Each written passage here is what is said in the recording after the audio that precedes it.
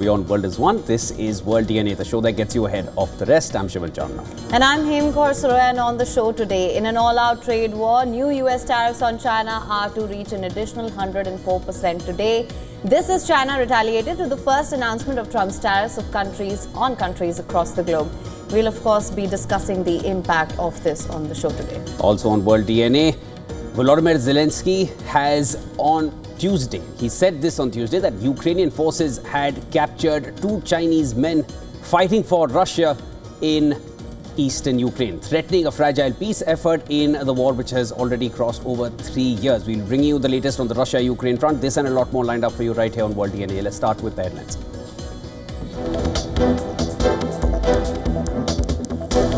US President Donald Trump says Washington is negotiating tailored tariff deals with up to 70 other countries, insists that he can raise hundreds of billions of dollars in revenue with his new tariffs.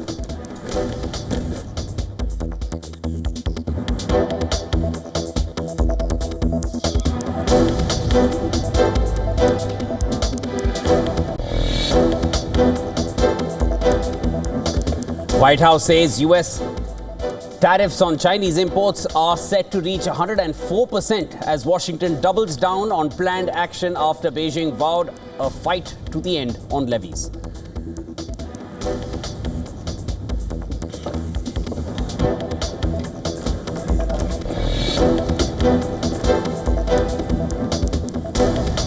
A Reuters Ipsos poll shows that 73% of Americans expect everyday prices to rise following Trump's sweeping new tariffs.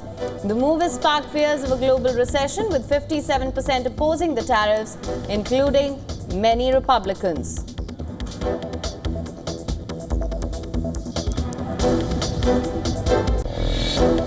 China is a major enabler of Russia in the war. United States says it is disturbing that 2 Chinese nationals were caught fighting for Russia, calls China a major enabler of Russia in the war in Ukraine.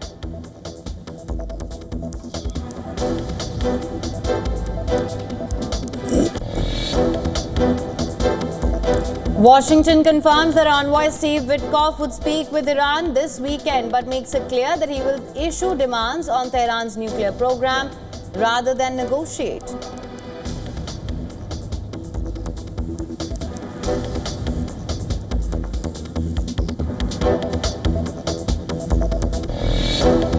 The United States of America will not allow Communist China or any other country to threaten the canal's operation or integrity. U.S. Defense Secretary Pete Hegseth says Panama Canal faces ongoing threats from China, warns that Washington will not allow China to jeopardize the operations of the Panama Canal.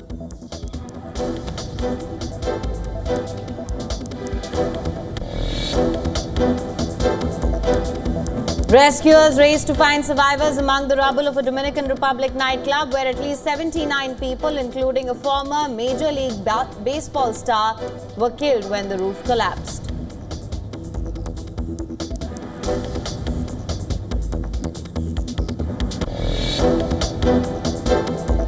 Arsenal are within touching distance of a semi-final berth in the Champions League courtesy of Declan Rice. The England international scored 2 brilliant free kicks to give the Gunners a stunning 3-0 win over holders Real Madrid.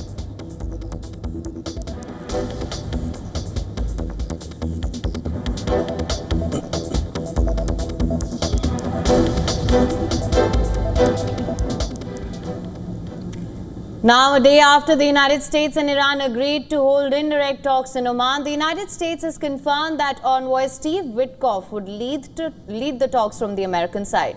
However, the State Department has set a tough line ahead of these talks. Spokeswoman Tammy Bruce underlined that there's a meeting on Saturday, there's no negotiations.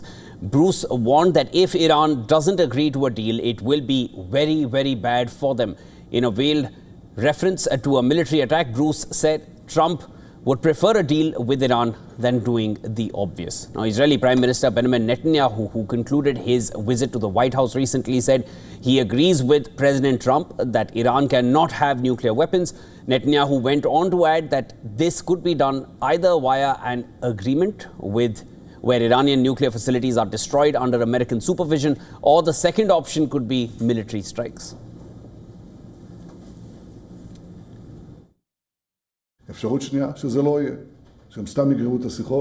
We agree that Iran will not have nuclear weapons. This can be done in an agreement, but only if this agreement is a Libya-style agreement, that we go in, blow up the facilities, dismantle all the equipment, under American supervision and American execution. That is good. A second option that it will not happen. They will simply drag out the talks, and then the option is military. Everyone understands that. We discussed that at length.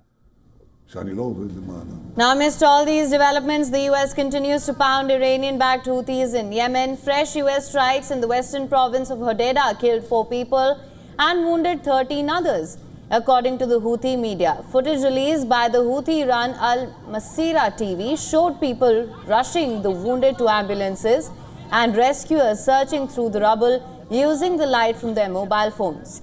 The strikes come a day after the rebel group claimed attack on Israel and American warships.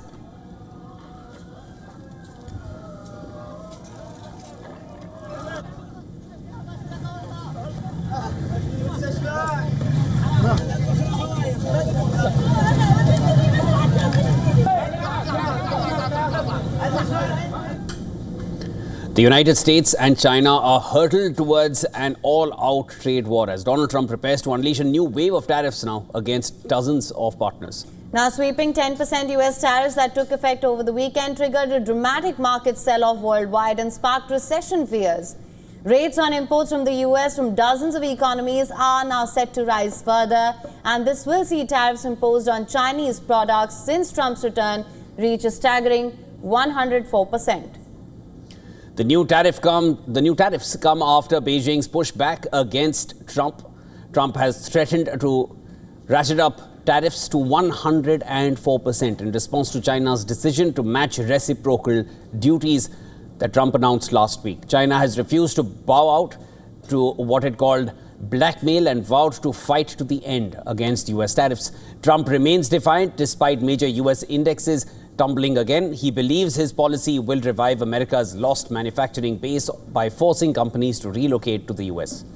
The White House says nearly 70 countries have reached out looking into begin negotiations on reducing the impact of Trump's tariffs policy.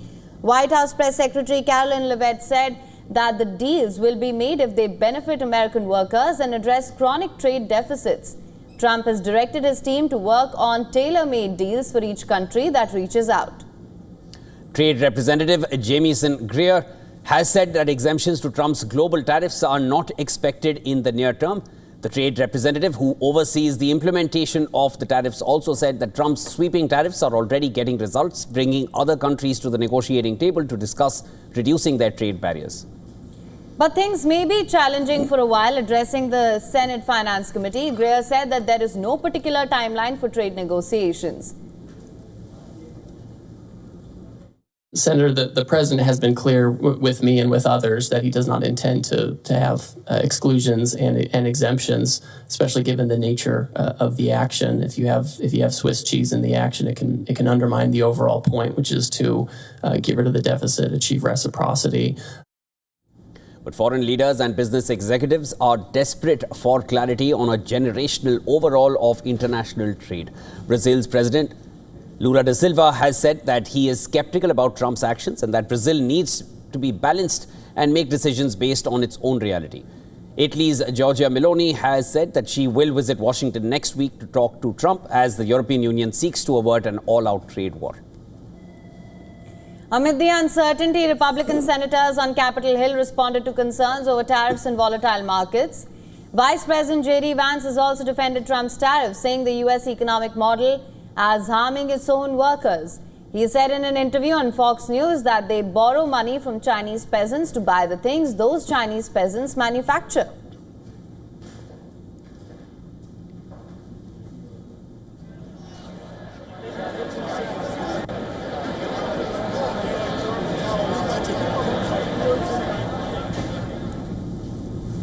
All right, for more on this, our correspondent Susan Tehrani has sent us this report from New York. Listen to this. President Trump has intensified trade measures against China, imposing a 104% tariff on Chinese goods. The escalation follows China's imposition of 34% retaliatory tariffs on American goods. The White House signals that these tariffs could prove to be a leverage in future negotiations, although the specifics are very unclear. And China is not blinking. The agriculture sector is experiencing significant repercussions due to these new trade policies, and farmers are concerned about the decreased demand on the one hand for American agriculture products, and also the increased cost of imported equipment parts for their work. The American Farmers Bureau Federation highlighted that over 20% of farm income comes from exports right now, and retaliatory tariffs make U.S. products more expensive globally, threatening not only short-term competitiveness, but also long-term market shares.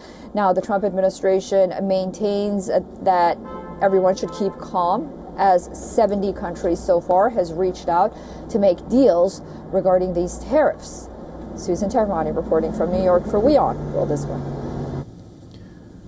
Well, here's another front where US and China are not on the same page. US Defense Secretary Pete Hegseth has warned that the United States will not allow China to jeopardize the operations of the Panama Canal. Now, he made this statement during a visit to the Central American nation on Tuesday. And speaking alongside Panama's President Jose Raul Mulino, Hegseth said that the Panama Canal faces ongoing threats from China. But the US and Panama together would take back the canal and keep it open to all nations. And today, the Panama Canal faces ongoing threats. The United States of America will not allow communist China or any other country to threaten the canal's operation or integrity. Hegseth claimed that China's control of critical infrastructure in the canal area gave Beijing the power to conduct spying activities across Panama, making Panama and the United States less secure, less prosperous, and less sovereign. China-based companies continue to control critical infrastructure in the canal area. That gives China the potential to conduct surveillance activities across Panama. This makes Panama and the United States less secure, less prosperous, and less sovereign. And as President Donald Trump has pointed out, that situation is not acceptable. Now, the Chinese embassy in Panama issued a statement refuting Hegseth's claim that Beijing interferes in the operations of the canal, calling on Washington to halt blackmail and plundering of Panama and other countries of the region. Hegseth is the second senior U.S. official to visit Panama since President Donald Trump took office in January, vowing to take back the U.S.-built canal to counter what he sees as China's disproportionate influence over the waterway. Good afternoon, everybody. How are we doing? What a pleasure.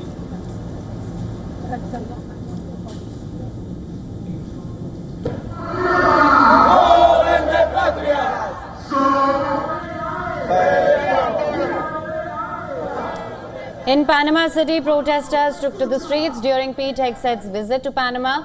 Demonstrators held signs and shouted slogans against the U.S. Secretary of Defense. The protesters also criticized their president, calling him a traitor and accusing him of giving away their sovereignty and self-determination.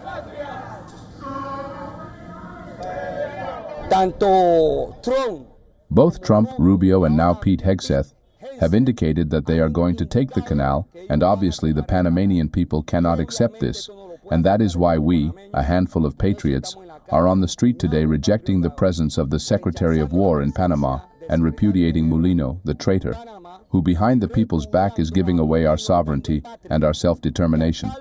That's why we are here on the street today.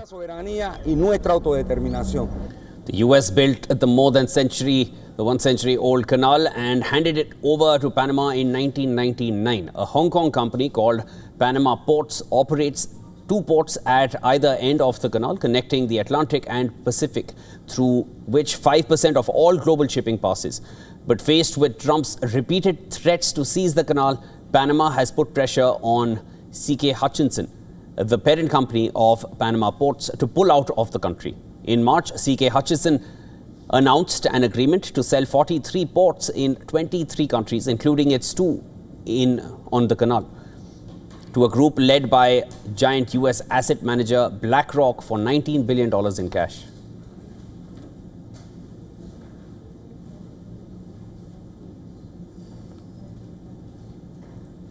And for more on this, our correspondent Susan Tehrani has sent us this report from New York. Listen to this. U.S. Defense Secretary Pete Hegseth announced during a visit to Panama that the United States must take back strategic influence of the Panama Canal from China. Now, his statement follows President Trump's recent statements, who said that China has gained too much control through economic and infrastructure investments in the region. Pete Hegseth emphasized the canal's importance for U.S. national security and trade, calling Chinese influence simply unacceptable. Now, while the U.S. says that it has no plans to seize the canal, all of this signals a growing geopolitical pushback against China in Latin America. Panama has not yet officially responded to Hegseth's comments. Susan Tehrani reporting from New York for WION World This Way.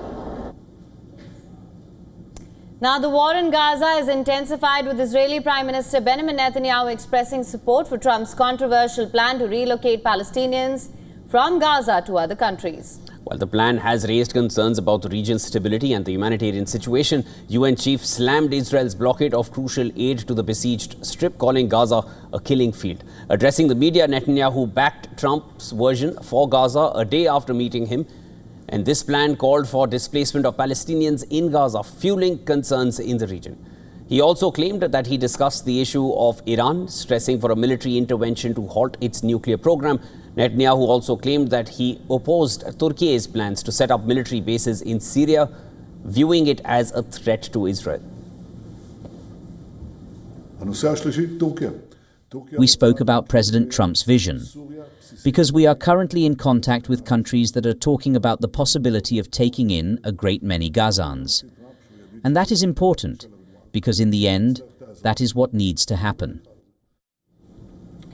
Now, according to Gaza's health ministry, since Israel resumed its military operations in Gaza on the 18th of March, following the collapse of a ceasefire, nearly 1,500 Palestinians have been killed and over 3,600 have been injured, while the death toll has crossed 50,500 since the beginning of the war. United Nations Secretary General Antonio Guterres has rejected a new Israeli proposal to control aid deliveries in Gaza. UN agencies and our partners are ready and determined to deliver. But Israeli authorities' newly proposed authorization mechanisms for aid delivery risk further controlling and callously limiting aid down to the last calorie and grain of flour. Let me be clear. We will not participate in any arrangement that does not fully respect the humanitarian principles: humanity, impartiality, independence, and neutrality. No aid has been delivered to the Palestinian enclave of some 2.1 million people since March 2nd. The Israeli military agency that coordinates aid last week met with UN agencies and international aid groups and said that it proposed a structured monitoring and aid entry mechanism for Gaza. According to reports, a Hamas official said that it was necessary to reach a ceasefire in the Gaza Strip, 3 weeks after Israel resumed bombardments on the Palestinian territory. Meanwhile, French President Emmanuel Macron visited Egypt's North Sinai city of Arish, accompanied by his Egyptian counterpart Abdel Fattah al-Sisi. The two leaders were greeted by crowds of people chanting slogans. Macron toured warehouses storing aid for Gaza and Arish Hospital, where wounded Palestinians from Gaza are being treated. He stressed that humanitarian aid must never be used as a tool of war, highlighting the need for unimpeded access to aid.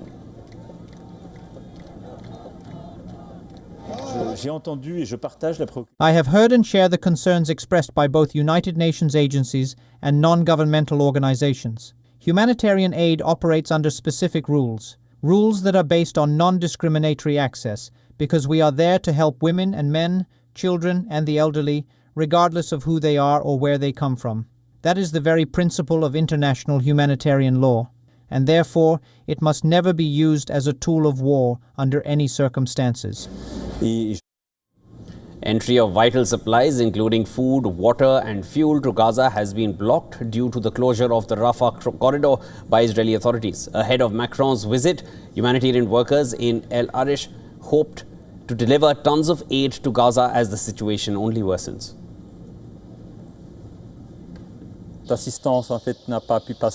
This aid has not been through since March 2nd, after the Israeli government barred humanitarian assistance from going through the 3 checkpoints that were in use during the ceasefire.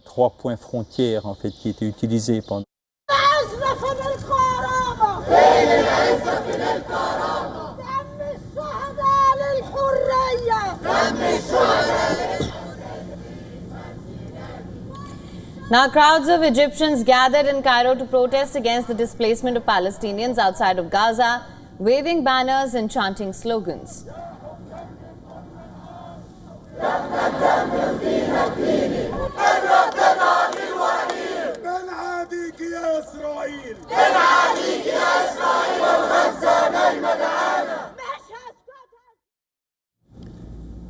The battlefields in Ukraine are ablaze as Russia is pounding cities and towns with relentless missiles and drone strikes. Ukrainian troops are also launching daring drone strikes deep into Russian territory. Our next story takes a look at how Russia's artillery dominance is reshaping the Ukrainian battlefield and both countries deploying more advanced weaponry. Take a look.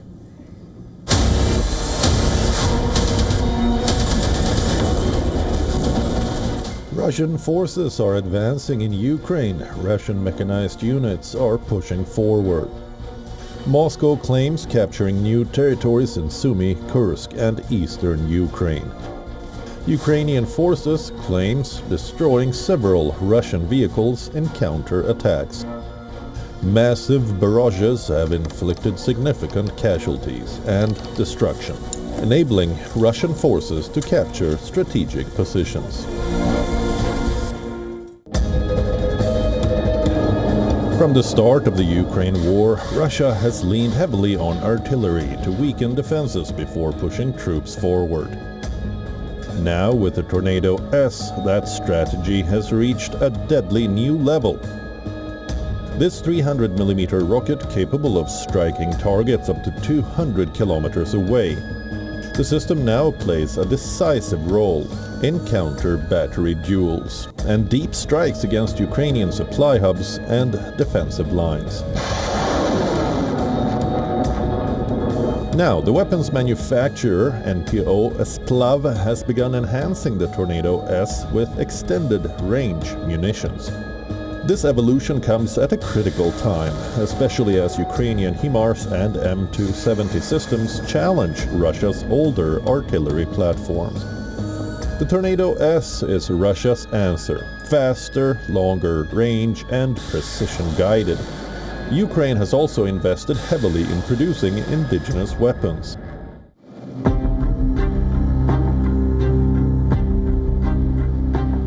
In a forest near Donetsk, Ukrainian forces unleash one of their latest weapons.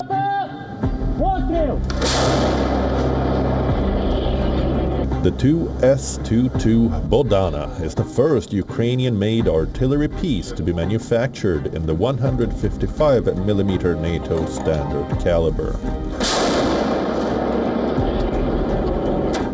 Дуже сильно пощастило, що попав іменно. I consider myself very lucky to be assigned work with Bodana. It is a great howitzer. I am very happy I can sit in the gunner's seat. It is a great howitzer. It hits precisely. Once aim is taken, it is often that the target is hit straight away. We can pack and go. What I mean is that one shell is enough to hit the target and leave. Camouflage the howitzer. It is very precise. As the battle rages on, the dominance of Russian artillery continues to shape the battlefield, presenting significant challenges for Ukrainian forces, striving to defend their territory. Bureau Report, WION World is One.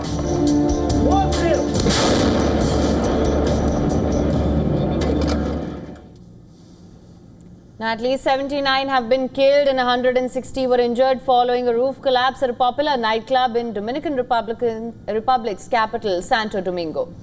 Governor of the northern Montecristi province is also among those killed in the tragedy. The incident took place in the wee hours of Tuesday morning during a concert at the Jet Set nightclub in Santo Domingo. The eyewitnesses say that the roof collapsed almost an hour after the concert began, a little before midnight. The main objective is still to save lives, which is what they're doing. Since last night, we've been following minute by minute this tragedy, so that all the resources government emergency institutions can be available as they have been. But we still have a way to go. We have trust in God that we will still rescue more alive from these ruins. The authorities are yet to give a tally for the number of people believed to be trapped inside the nightclub.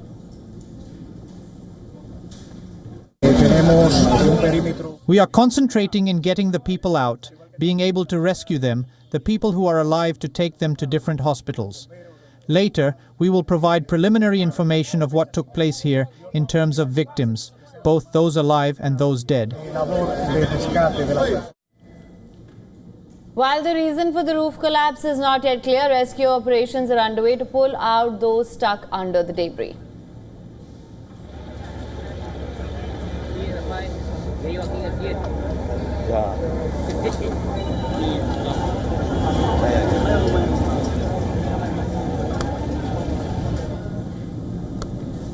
And with that, it's time now for a short break. Don't go anywhere. World DNA will be back on the other side. A day after US President Donald Trump said he was not happy with Russia bombarding Ukraine like crazy, the United States has reiterated its call for a ceasefire and an end to the Russia-Ukraine war. We'll bring you a full report on that.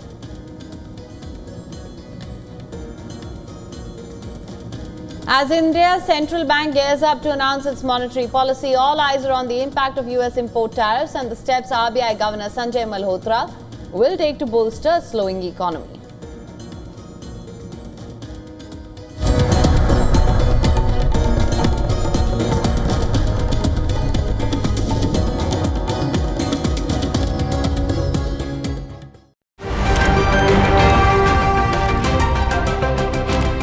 Ready to dive into your daily dose of news?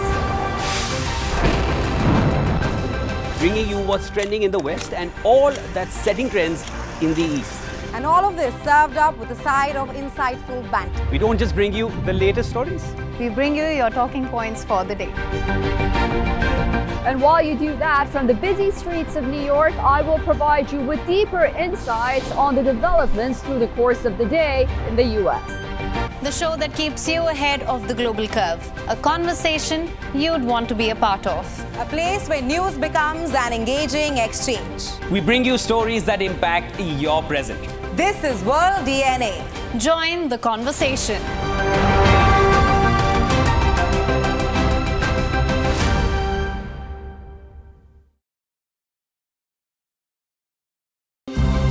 To bring the benefits of the Subhash Chandra Show to your educational institution, teachers and students, send an invitation to Juhi Jha at juhi@such.org.in.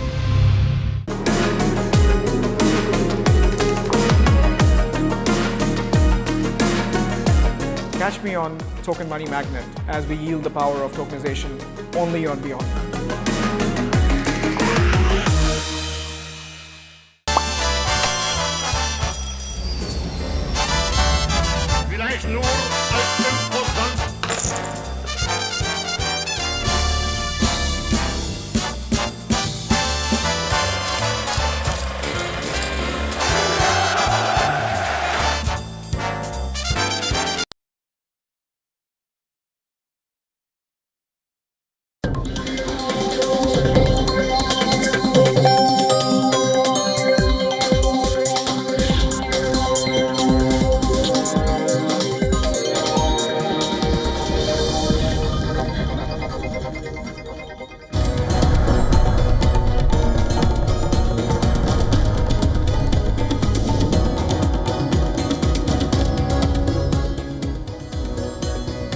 Welcome back to World DNA. Thank you so much for staying with us. Lots lined up for you on this side of the show as well. Let's get started with the headlines first.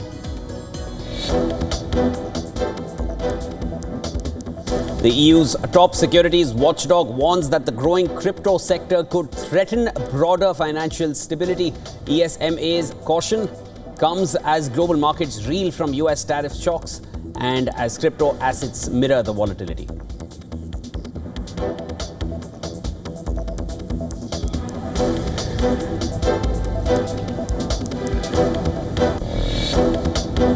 And we're doing very well in making, I call them tailored deals, not off the rack. These are tailored, highly tailored deals.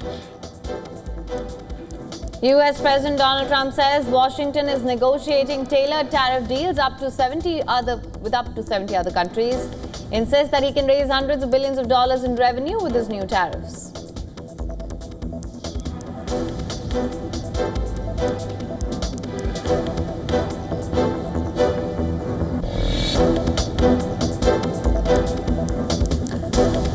White House says US tariffs on Chinese imports are set to reach 104% as Washington doubles down on planned action after Beijing vowed to fight to the end.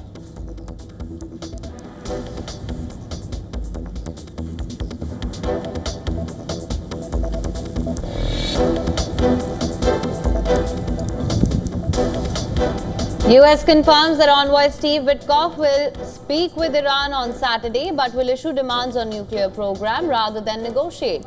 Witkoff to meet Iranian Foreign Minister Araghchi, with Oman acting as a mediator.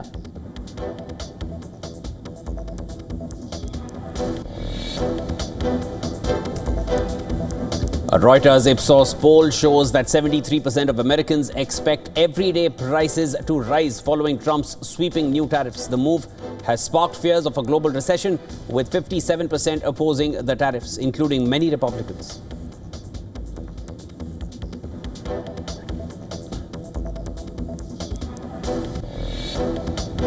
China is a major enabler of Russia in the war.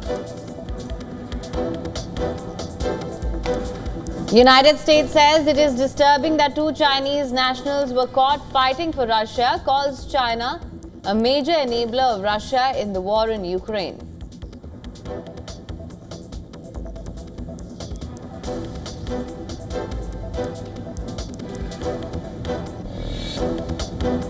The United States of America will not allow Communist China or any other country to threaten the canal's operation or integrity. U.S. Defense Secretary Pete Hegseth says Panama Canal faces ongoing threats from China, warns that Washington will not allow China to jeopardize the operations of the Panama Canal.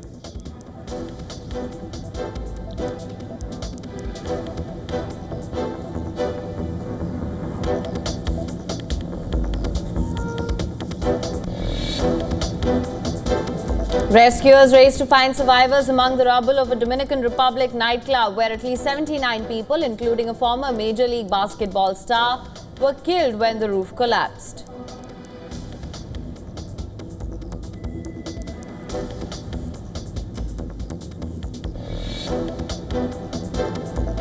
Arsenal are within touching distance of a semi-final berth in the Champions League courtesy of Declan Rice. The England international scored 2 brilliant free kicks to give the Gunners a stunning 3-0 win over holders Real Madrid.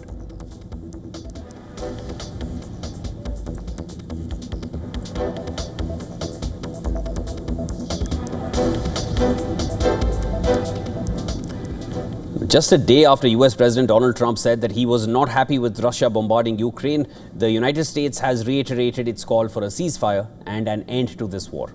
Now, speaking at the United Nations, the US condemned the April 4th strikes on Ukrainian president's hometown of Kryvyi. We urge the Russian Federation to bear in mind that strikes like those on Kryvyi and executions of prisoners of war have the potential to damage peace efforts and all dependent discussions. The April 4th missile strike further underscores the need for an end to this devastating war, and we will ultimately judge President Putin's commitment to a ceasefire by Russia's actions. This war must end. We will have no patience for bad faith negotiation or violation of commitments. The US also slammed China for supporting Russia in the war. It's disturbing with North Korea participating. It's disturbing with the Chinese soldiers having been captured. We're aware of those reports that Ukraine captured 2 Chinese citizens fighting on behalf of Russia in Ukraine. China is a major enabler of Russia in the war in Ukraine. China provides nearly 80% of the dual-use items Russia needs to sustain the war. Ukraine also accused Putin's actions and called out Russia for being an obstacle to peace. With these barbaric attacks against Ukrainian civilians and children, Russia demonstrates its complete disregard for international peace efforts led by the United States. Russia shows unrelenting will to continue its war of aggression against Ukraine. Let us keep it in perspective. Moscow has not moved 1 inch away from its genocidal and maximalist war aims. Russia continues to focus on elimination of Ukraine as a state and Ukrainians as a nation. It is now crystal clear that Russia is the major and only obstacle to peace. The April 4th strikes on Kryvyi killed 20 people, including 9 children. And next week, the Ukraine Defense Contact Group, a summit of 50 countries, will meet in Brussels to coordinate military aid for Ukraine. US Secretary of Defense Pete Hegseth will attend that meeting virtually. On the 10th of April, US and Russia will hold talks on restoring some of their embassy operations that have scaled back following Moscow's invasion of Ukraine. On April 10th, US and Russian delegations will meet for a second time in Istanbul to try to make progress on further stabilizing the operations of our bilateral missions. So that is happening in Istanbul. Meanwhile, NATO is increasing its defense power to fight this war. On Tuesday, Italy donated a military ship to Albania to help the country reinforce its army, increase patrolling of its coastline, and intensify its participation in NATO missions.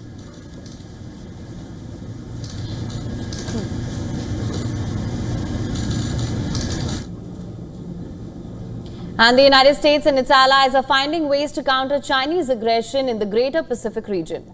Philippines and US struck a deal with South Korea and have found a way to boost their maritime arsenal. Manila took possession of the first of 2 Corvette-class warships with advanced weapons and radar systems from Seoul. The arrival of the 3,200-ton BRP Miguel Malvar is part of a 2-ship deal with South Korea's Hyundai Heavy Industries in 2021. Corvettes are small, they are fast warships mainly used to protect other vessels from attacks. Arrival of the ships follow confrontation of Philippines and Chinese coast guards. Manila has raised alarm over China's increasing aggression and dangerous maneuvers in the exclusive economic zone. The development comes even as US plans to move its troops from South Korea to prioritize deterring China's seizure of Taiwan. The memo has surfaced days after China's live-fire military exercise around Taiwan. The new Pentagon policy could shift the primary mission of the 28,500 American troops stationed in South Korea from deterring North Korea to countering China. Amid reports of US withdrawing its troops from South Korea, America's largest military shipbuilder has signed a deal with a South Korean company. Experts say the move will help the US Navy build new warships to keep pace with the rival China in fleet size. Virginia-based Huntington Ingalls Industry and South Korea's Hyundai Heavy Industries inked the Memorandum of Understanding on Monday. Both US and South Korean shipyard build Aegis destroyers, which provide protection against missile threats, including powerful ballistic missiles in the arsenals of rivals China and North Korea.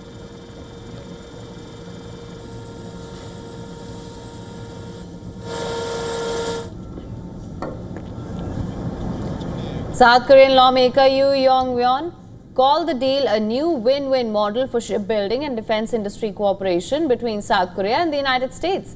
South Korea says a strong US Navy is also crucial for South Korean national security as it helps deter North Korean aggression from across Seoul's borders.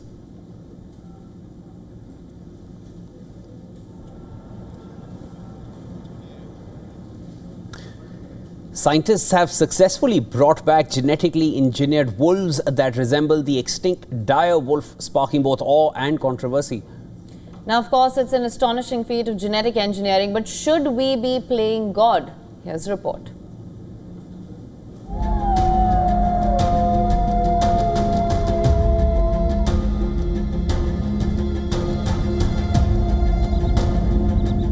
They ruled the Ice Age. Now they're back. Scientists have revived the legendary dire wolf, an apex predator. Unseen for 13,000 years is back. It's not a fantasy. It's not fiction. It's happening right now. These are the Romulus and Remus having DNA that biotechnology company, Colossal Biosciences, says closely resemble that of the extinct dire wolf. So, yes, they have slightly genetically modified wolves, maybe. And that's probably the best that you're going to get. And those slight modifications seem to have been derived from retrieved direwolf material. Does that make it a direwolf? No. Does it make a slightly modified grey wolf? Yes. And that's probably about it. These wolves were larger and more robust than their modern relatives, the gray wolves. They roamed across the Americas before extinction wiped them out around 9,500 years ago. Colossal's team extracted ancient DNA from fossils, including a 13,000-year-old tooth found in Ohio and a 72,000-year-old skull fragment from Idaho. To de-extinct something would be to bring that evolutionary lineage back into existence, and that would cause a gap where that species was, there's a gap when it isn't, and now that species exists again. What they've done is use genetic engineering to make a gray wolf superficially resemble a dire wolf, or at least what we think dire wolves might have looked like, because we're not really sure what that is either. These three genetically engineered wolves are now trotting, sleeping, and howling in an undisclosed secure location in the U.S., according to the company that aims to bring back lost species. But not everyone is celebrating. Ecologists and ethicists are sounding alarms about tampering with evolutionary history. Reintroducing extinct species, they argue, could disrupt delicate ecosystems already under stress from human activity and climate change. There's also the question of what comes next. If dire wolves return, will mammoths follow? Saber-toothed tigers? What safeguards, if any, exist? Well, Colossal says it's just getting started. The company has plans to bring back the woolly mammoth by 2028, the age of resurrection. Science has begun, sparking awe, fear, and fierce debate. What was once the domain of myth and fiction is now reality. However, the question is, what new foreign components are created in the genetic process? The concerns go well beyond ethical boundaries.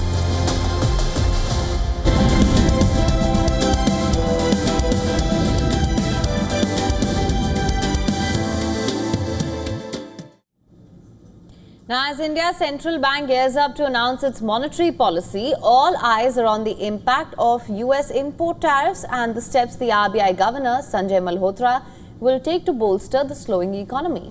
With the US set to impose tariffs of up to 26% on Indian exports, the RBI's response to this challenge is crucial. Will the central bank's actions trigger a positive market response, or will it only deepen the global economic anxiety? Most economists expect a 25 basis point cut in the benchmark repurchase rate, bringing it to 6% as India grapples with slower growth. However, some predict that the RBI could go even further with a 35 basis point cut or change its stance to accommodate, signaling a more growth-friendly approach. With the economy expanding at just 6.5% last year, its weakest growth since the pandemic, the tariff hikes could be the tipping point. The tariff impact is expected to drag India's growth by as much as 20 to 40 basis points. Global banks like Goldman Sachs have already revised their 2025 growth forecast for India, now predicting a more modest 6.1%, down from 6.3%. Will the RBI's rate cuts be enough to offset the potential loss in exports and restore investor confidence?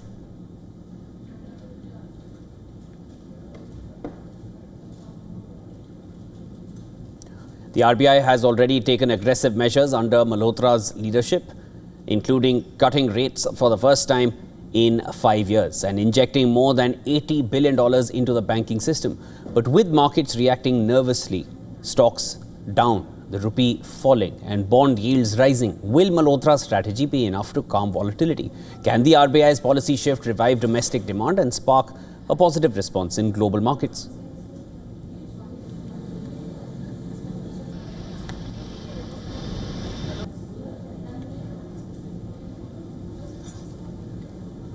Now, Swiss businesses are facing a major challenge as the United States imposes steep tariffs on Swiss goods. Just last week, Trump announced a 31% tariff on Swiss exports, far higher than the 20% tariffs placed on European Union goods.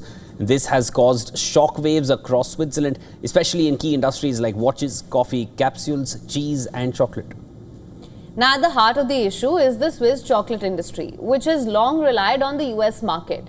The recent tariffs could drive up the price of Swiss chocolates in the United States, with products like a $45 box of chocolates potentially becoming even more expensive. Despite these challenges, Swiss chocolatiers are holding out hope that loyal US consumers will remain faithful. However, many industry leaders fear that the increased costs could deter consumers, especially as the US market for Swiss chocolate is already difficult to navigate due to complex import regulations. The impact of these tariffs extends beyond the chocolate industry. Swiss exports to the US have quadrupled over the last 2 decades, making the US Switzerland's second largest trading partner after the European Union. Yet, with tariffs now targeting a range of Swiss products, the government in Bern is carefully weighing its next steps. While no countermeasures have been planned yet, the Swiss government is monitoring the situation closely, understanding the significant economic ramifications. For now, Swiss businesses and consumers will have to wait and see how the US tariffs unfold.